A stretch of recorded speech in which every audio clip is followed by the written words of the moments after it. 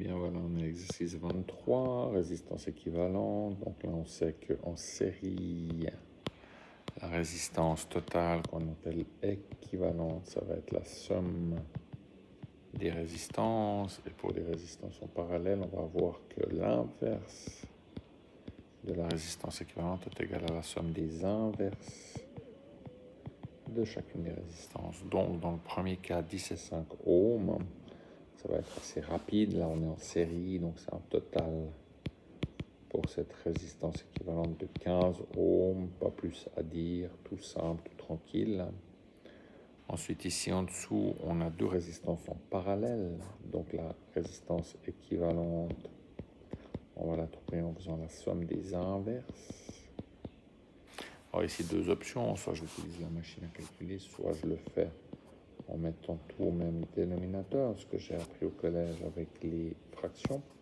Donc j'ai amplifié par 4, ça me fait 5 vingtièmes. Je crois avoir fini, mais attention, là j'ai l'inverse de la résistance. Donc il faut encore faire une petite étape pour trouver la résistance équivalente. Il faut que j'inverse. Donc 25e, ce qui fait 4. Et ce sont des ohms. Pour la suivante, on a 8 et 12 ohms. Là, on est en série. Donc là, on est en série, ça va faire 20 ohms. Et on a de nouveau 20 et 5. Donc ça va être le même calcul qu'on vient de faire. Donc on va voir que tout ça, ça va faire un 4 ohms de la même manière que ce qu'on vient de calculer. Ensuite, on a ici d'abord du parallèle.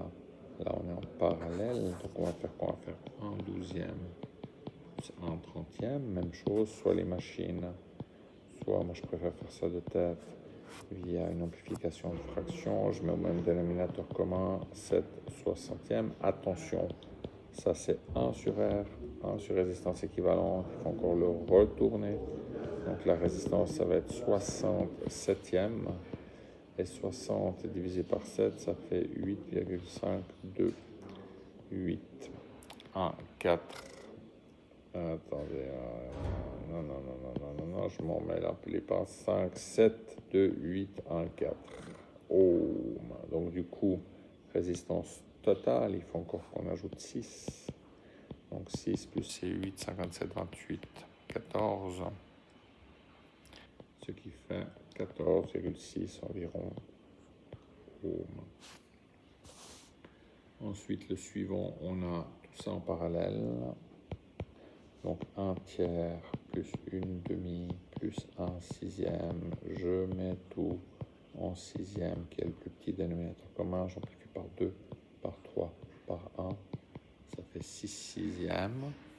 Donc la résistance équivalente ici, ça va être l'inverse de 6 sixièmes, qui est 6 sixièmes, ce qui fait 1 ohm. Donc tout cela fait 1 ohm.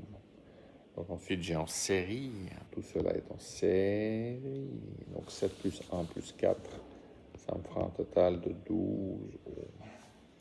Enfin, la dernière, c'est en mode calcul littéral, un petit peu plus méchant.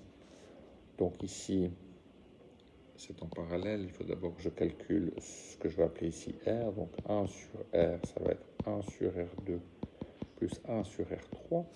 Ça, c'est du littéral. Donc R, ça va être 1 sur R2 plus 1 sur R3 que j'inverse à la puissance moins 1. Et du coup, la résistance équivalente totale, ça va être le R1 plus ce gros chenille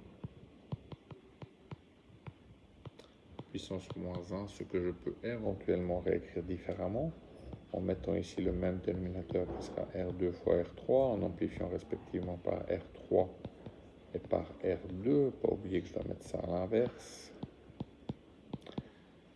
Ensuite, j'inverse plus R2 fois R3 sur R3 plus R2. Je pourrais encore mettre au même dénominateur, mais sans tellement de gains. Donc voilà, ici un petit peu plus corsé, on va dire, cette affaire littérale. Voilà pour l'exercice 23, messieurs, dames.